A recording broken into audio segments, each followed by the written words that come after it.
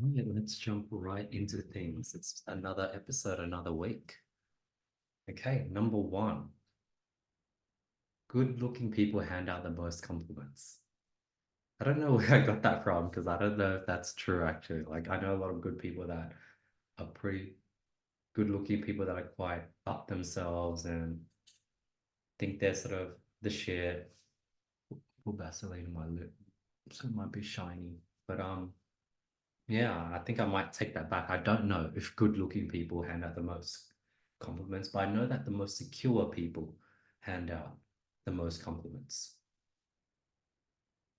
Number two,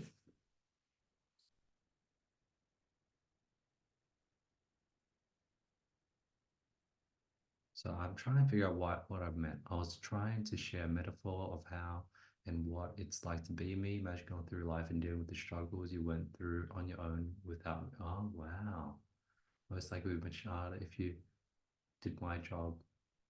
If I look back and really people in my life, the hardships. Oh, wow. Okay. Yes, this is a big realization I had where if I wasn't in a lot of people in my circle's life, their life would most likely be worse, and the hardship they went through would probably be even more difficult.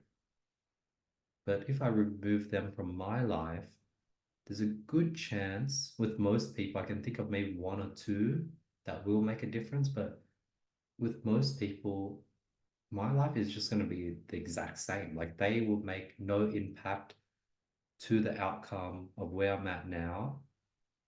I might be actually ahead, but there's little to no impact to my life if they were erased.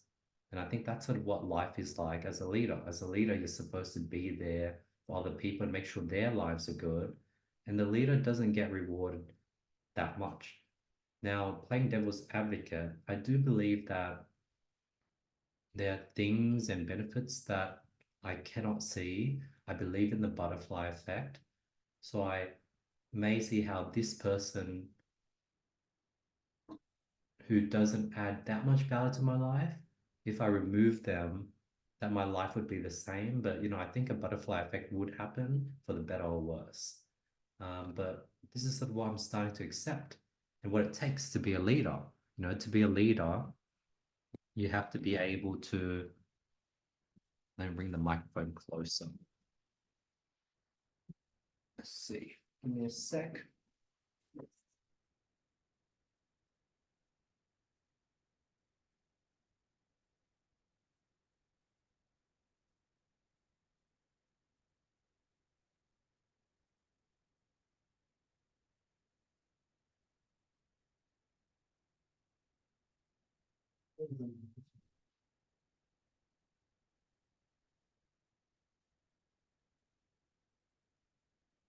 Oh, that's a different wire.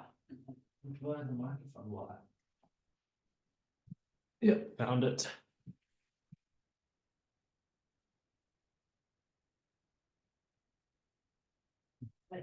Cool. Bring it closer. Beautiful. This probably is going to give you way, way better audio. I don't like it in the frame. Maybe,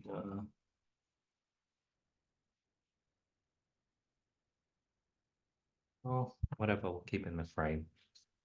Yeah. So that's number two. Number three, sometimes asking for help when you're in a good spot makes you more okay. So something I realize is that when you're sort of in a good spot, you have a good pocket, a good routine going on. If you're asking for help, you're looking for improvements, you're looking for problems, you're gonna find it no matter what. Like if you're looking for problems, if you're looking for reasons why you might be unhappy, you're gonna find those reasons. So when asking for help, when you're in a good spot, there's a good chance you're going to come out of it more confused than before. So, yeah, that's just something you want to be careful of. So I think, yeah, if I'm in a good place, I think I shouldn't be asking for advice, or I should be really taking it with a grain of salt because, I feel good. Number four, the first words he said were, I'm looking for my family. And after all that time, meeting people who loved him, he said, I found them because, oh,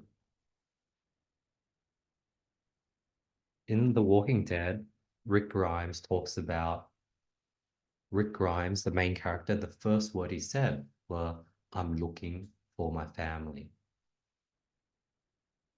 And when he died, he said, I found them. Even though all his family members that he came into this world with, whether it was his wife, his son, they died. And in the end, he was left with sort of like a stepdaughter that wasn't his biological daughter, bunch of friends that became family. And that's what he meant by he found them. I think it's beautiful that over the last few months I've been on this journey to find friends, find people that care for me. And I think in the end, I'm gonna find something that I wasn't expecting. And I was gonna say, oh, in the end, I'll find that I'm surrounded by close friends that are close as family, and that's sort of what that's what you'd think would be the case. But I wouldn't be surprised if, I don't know, maybe I find family, like real family instead of friends. Life sort of works in these weird um, opposites where if I'm looking for close friends, I might end up with a beautiful, beautiful family of kids, grandkids, a wife. Um, yeah, we'll see how my chapter pans out. Number five, same on the topic of Walking Dead. Um, Rick taught Daryl, his right-hand man, humanity. Daryl was this sort of savage, biker, rough kid, and Rick was able to teach him control, patience, and restraint. So then, as the story progressed, when Rick loses his cool, when the leader gets unhinged, Daryl reminds him that, like, hey, like, it's okay. And I think I really, and I sort of have that now. Like, I want a close friend, a right hand, someone that has my back that can be like, yo, like Andy, like, chill. Um, yeah, that's very, very important. That's what you need from a right hand man, the right hand man. Number six, if you keep digging, eventually anyone would say they're unhappy. I think that's sort of what I learned from a conversation I had with the physio. Like my physio was trying to figure out my purpose, my why, and what I enjoy doing. And based on that, we can come up with a sort of physio body routine that can help me achieve my goals. And we're talking about happiness levels, motivation levels, etc. And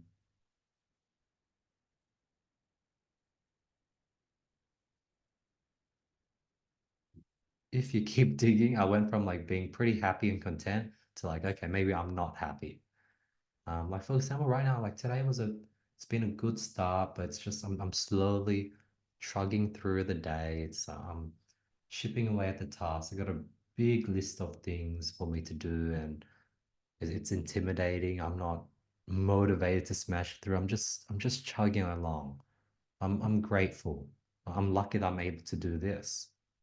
But obviously, if you ask, okay, why are you unhappy with the task? Why are you not motivated? All of a sudden, I can definitely get to a confused place of like, maybe I'm not doing what I love. So I think the moral of the story is don't dig into things too deeply. If you're in good place, focus on that and see the glass as half full, not half empty. Number seven. Oh, I feel like things are finally coming together for me, guys. Like, I feel like things are clicking. I've been in business for 7 years, if not more. And I've done personal development probably for like 9+ years, probably since when I was 14, so maybe like 10 years. And things are starting to finally click. I'm starting to figure out my voice. I'm starting to figure out the types of people I want to be surrounded by. I'm starting to figure out my social settings and how to put together social gatherings. I'm starting to figure out the importance of not caring when people are busy or when you're getting rejected. Like things are starting to finally work out and click together. Um, and yeah, like I feel like I'm like clicking into something where like people are starting to really it went from like me being a fan of everyone else to everyone else being a fan of me. Like I feel that shift. There's a shift in my energy that's causing that shift in the people around me.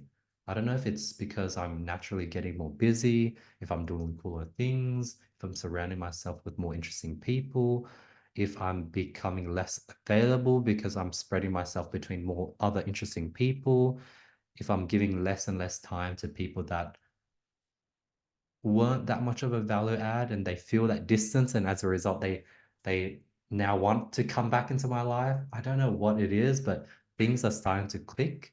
And I think all I can do is just continue being me, being as kind as possible, trying to continue giving value, continue seeing red flags and not ignoring them and learning from my past mistakes and yeah, keep on this journey of life.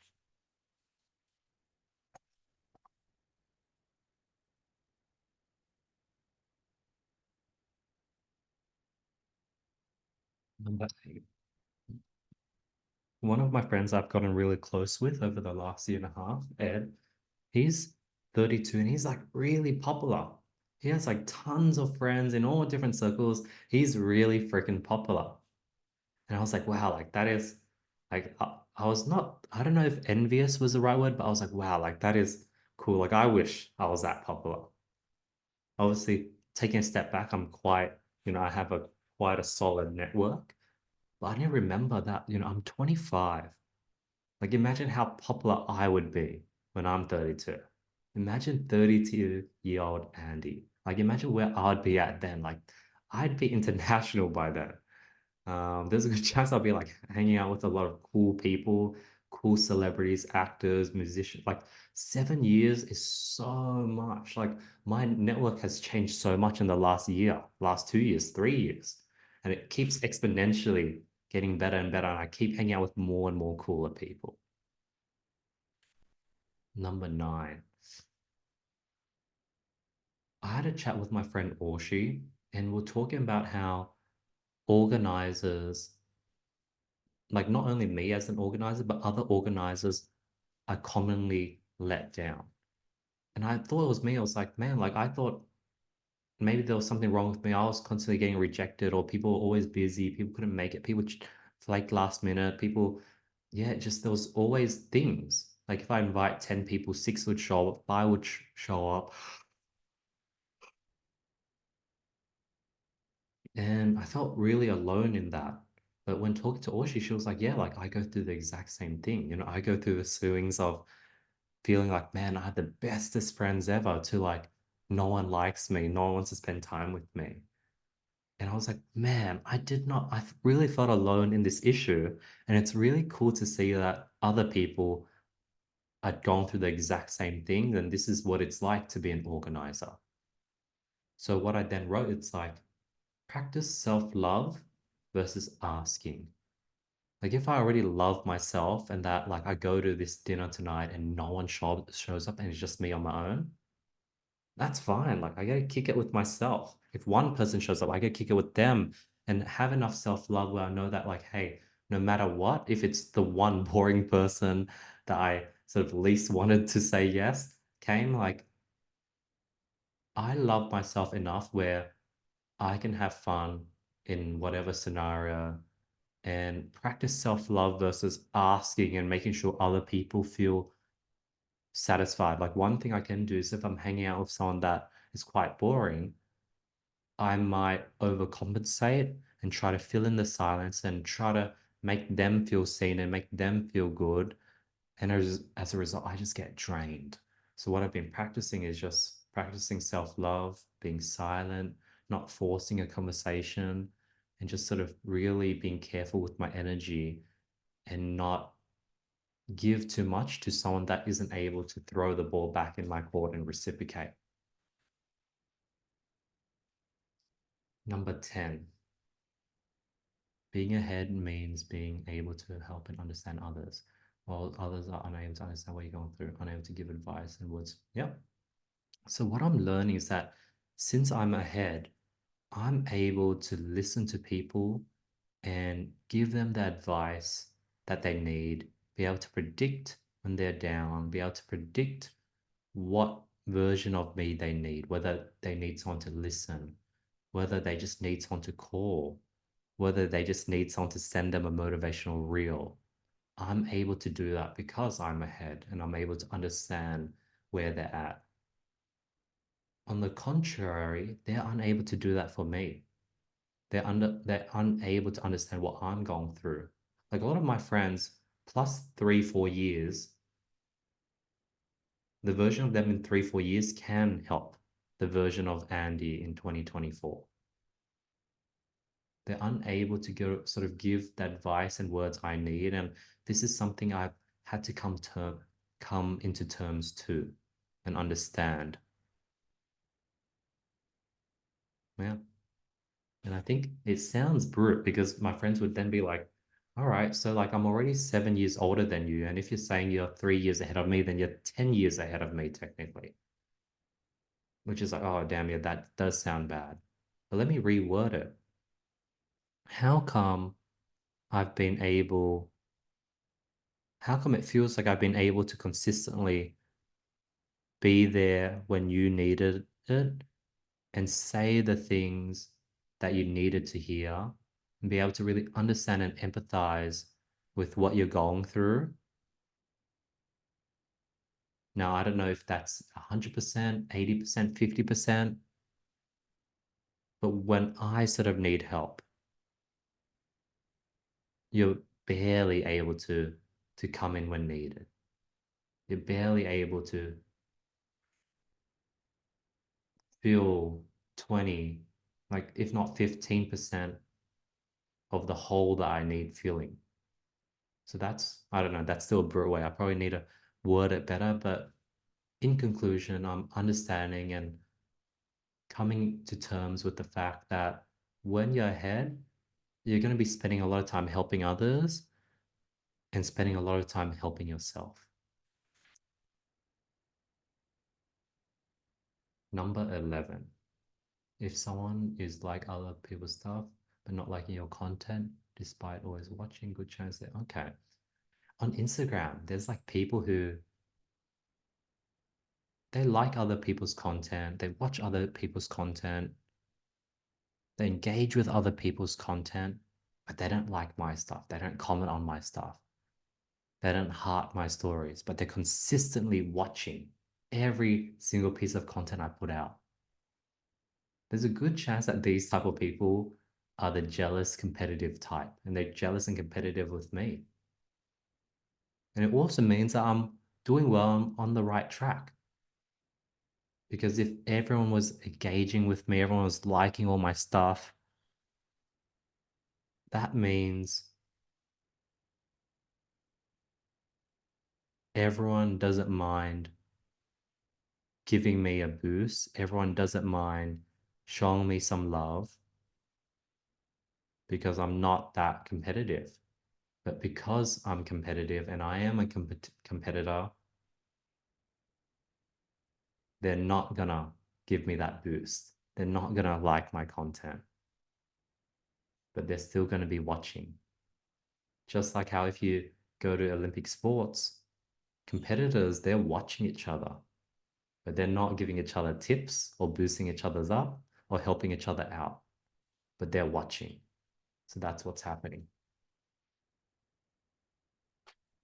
Number 12, emotionally fragile people who feel everything, people like me, I feel everything, have the best capability to treat others really, really well. So I think because I'm very emotionally fragile and every little thing hurts. When people say things, I feel it. As a result, being extra emotional, I know how to speak and communicate in a way that wouldn't hurt the most emotional type person. And as a result, I treat others really, really, really well. Number 13. I've noticed that when you plan A, B, C, D, E, F, I love how like the universe has a way of making plan A work. Like I remember when I was parking at this event, I created this map where if I go here, if I can't park, go here, go here, go here. I think I probably put like five, six stops. And man, at the first stop, I found a parking. How lucky was I? And I noticed that the more in depth I plan things, the more often does plan A hit and plan B and C doesn't really come into fruition. And it feels like time is wasted. But I feel like because I put in time for plan B and C, the universe somehow gave me plan A. Or the fact I had plan B and C gave me a sense of calmness where I can go through and I can really perform plan A really well. And because I went at it really well, it worked out.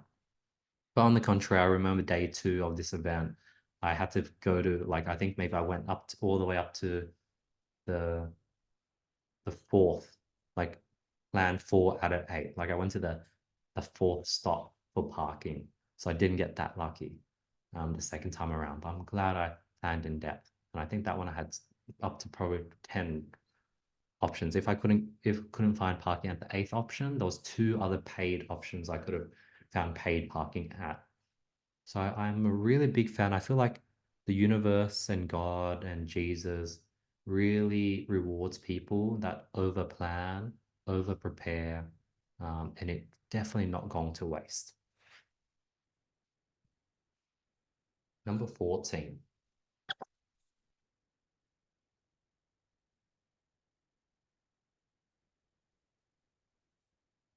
As someone that is constantly growing, constantly improving, I need to get comfortable with bleeding out as it's going to happen again and again and again.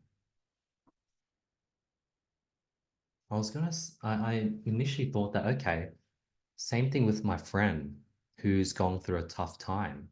He's saying that, hey, let me get over this and things are going to be back to normal and things are going to be easier. And he may be right. Maybe because he's not on that growth trajectory, humps are going to come and he's going to get over it. And then he's going to have things are going to be easier as he goes back into his normal routine. But playing devil's advocate, I reckon that every 5 years, every 3 years, he's going to have a tough period.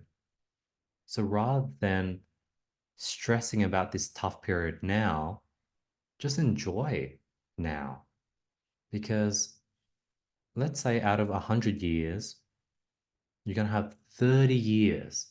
That's just going to be a tough grind. Every 3 years, something bad is going to happen where it's going to throw you off track.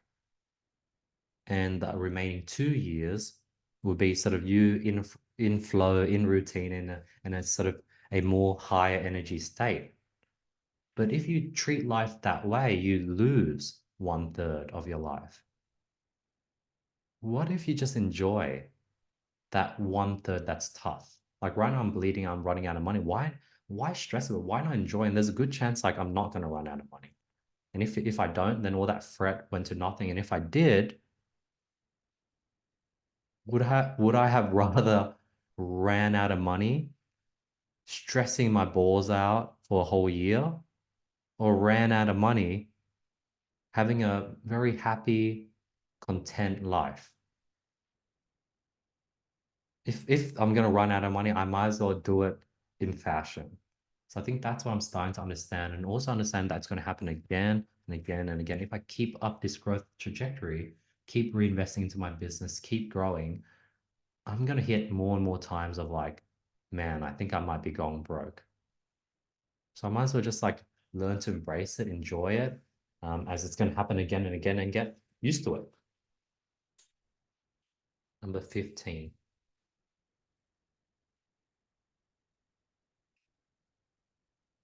I realized that I don't like to pay to go to events, like sort of networking events or business events or conferences. But when I do get the opportunity to go, I milk it hardcore. I say hi to as many people as possible. I take as many notes as possible.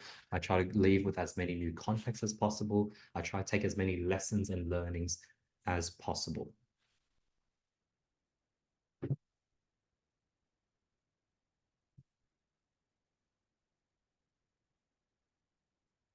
Number 16, GDP. Oh, I was looking at this graph at the Blackbird Sunrise event, and it just shows that GDP keeps freaking increasing. And there are many tiny dips at GFC or during COVID.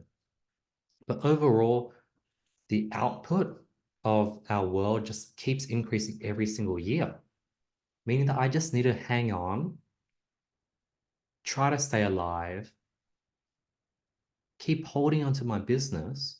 And as things go on, even if I don't make any improvements, just due to the increased output and GDP of the world and increased consumption, increased population, business and things are just going to be handed onto my lap as more and more money gets pumped into the system. So with that perspective, I have a very like a business is such an amazing thing where as you hold on to it, it just makes more and more money over time. As more and more money gets pumped into the system, as population increases, as GDP increases. So I need to just hold on my dear life and it's going to get easier and easier each year. 17, I want to start doing more charity. I want to start giving more. Like the other day, I gave $25 to my friend who's running a marathon. So that was nice. I want to start buying homeless people food when I see them outside Woolworths. And I want to start now. Like I don't want to wait until I'm really rich to start giving. Because I think by then, one, I feel like giving is a muscle that you need to practice. And if I don't practice early, it's going to be hard when I'm late. And I'm probably going to get not the most bang for buck when it comes to charity. I think that's another good perspective. If I start giving now, I'm working on that sort of skill of donating and giving so that when I'm 80, when I'm 100, I would have built that skill up where I know I can get the most value for the dollar donated. Number 18, life's always surprisingly works out. Okay. So it was my birthday the other day, 5 days ago. And I was about to wrap up work. I was about to leave my office to go to the city, and I get a call. My operational manager, Lani, bought me a birthday gift. She bought me pizza, and she used Uber Australia somehow and got them to deliver it to my house. And I was like, man, like if I left 15 minutes earlier, this pizza would have been left cold in the front door, uneaten, untouched. Lani wouldn't have known if someone picked up the gift or it was received or not. So she would have, despite spending a lot of money, not known if it was received. So that can be stressful for her. And I was like really surprised how things worked out. And I was like, man, like every time I gave to others, it's always worked out. I can remember a time where I came to my mentor Tony's factory for its birthday and I had a sort of cake and he wasn't there. That's, I guess, a scenario where it didn't work out. But I think it worked out in the end. He got it and he messaged me saying thank you. But most of the time, like if you're a giver, things usually always work out. If you have intention to give and surprise someone, life has a way of like making that work. Whereas if you have the intention to gain something or you need someone for something, there's a good chance they're going to flake or say no or not show up to the thing you need them to show up to. So if you have the intention of giving and helping, I feel like things always work out surprisingly. Lastly, number 19. Something I've been thinking a lot about is that when you're working on a weekend, like me working now on a Sunday or yesterday on a Saturday during a big event, there's a rave called Midnight Mafia that a ton of my friends went to. When you work during times where everyone else is not working, I feel like there's higher chances of win. I feel like every day the universe has X amount of wins and goodwill to give out. And this is something Andrew Tate articulated really well, where if there's less people working, that means the less amount of, there's a higher chance that whoever's working would get more wins. Another more sort of logical way to see it is yesterday was a Saturday. Saturday night, I was messaging and reaching out to people on LinkedIn that I met from the Blackbird Sunrise event.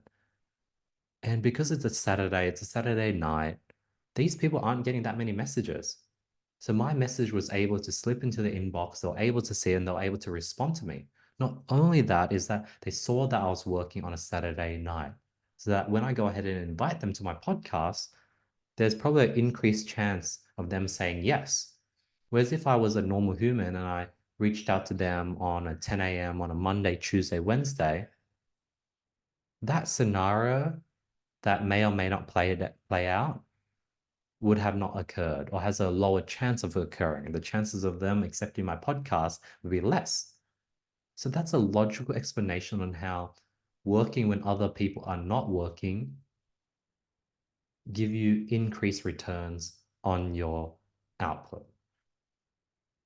So yeah, those are the 19 points for this week's session of lessons. I think since it was on my own and since I do have less points, usually I have 30 points. Um, yeah, it was just a very long week, very long packed week. And I think as a result, I just didn't have chance for me to think. I didn't go on afternoon walks. Usually during afternoon, and it's been raining all week. So that's also been holding me back from afternoon walks. So all those reasons combined, I didn't get a chance to write down different ideas. I didn't have a chance for my brain to just think and let ideas come out. So yeah, that's another episode, another week. Thank you so much for listening. I'm very excited to see what the clips look like from this episode, and I'll see you guys next week. Peace.